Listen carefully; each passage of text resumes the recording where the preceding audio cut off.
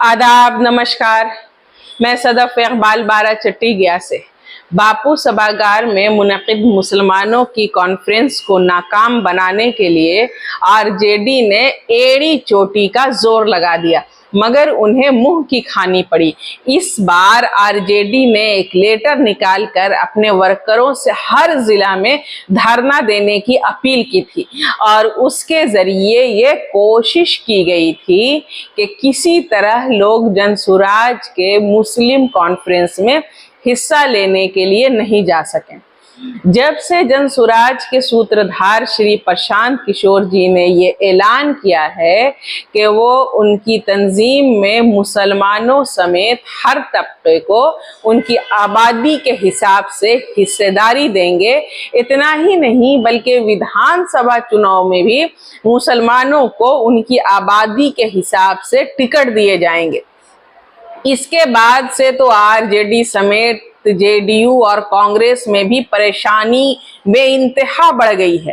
खास तौर से आरजेडी ये समझ रहा है कि उसका राजनीतिक बंधुआ मजदूर मुसलमान तेजी से रस्सी तोड़ाकर जनसुराज की तरफ भाग रहा है। ऐसे में आरजेडी को इस बात का खौफ है कि उसका सियासी वजूद ही खतरे में आ रहा है। मसला ये है कि मुसलमान नहीं रहेगा तो उनकी लालटेन के लिए तेल का जुगाड़ कैसे होगा। लालटेन तो अभी ही भभकने लगी है, जब जनसुराज ने पार्टी का स्वरूप भी नहीं धारा है। 2 अक्टूबर को जब जनसुराज अभियान पार्टी की शक्ल में तब्दील होगा, तब आरजेडी और दूसरी तमाम पार्टियों के पैरों तले से जमीन पूरी तरह खिसक जाएगी।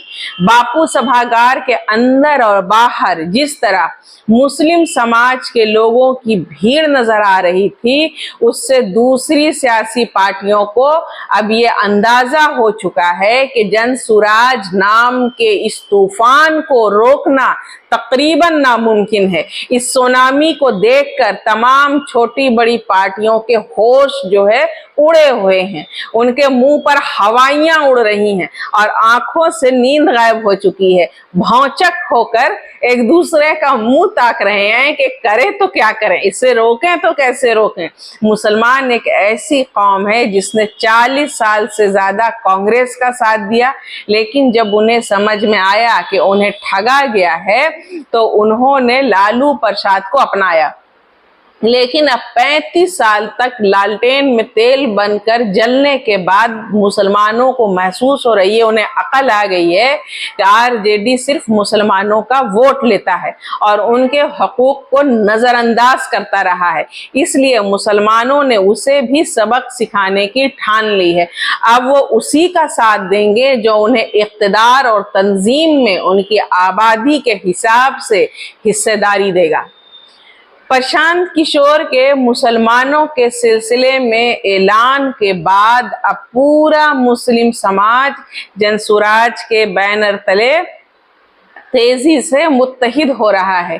हम समझते हैं कि 2025 का चुनाव आते आते पूरा मुस्लिम समाज जनसुराज में एकजुट होकर शामिल हो जाएगा और वो पार्टी जो मुसलमानों पर निर्भर है, उनके नेता झाल बजाकर विरह के गीत गाते नजर आएंगे। जय बिहार, जय जनसुराज। शुक्रिया।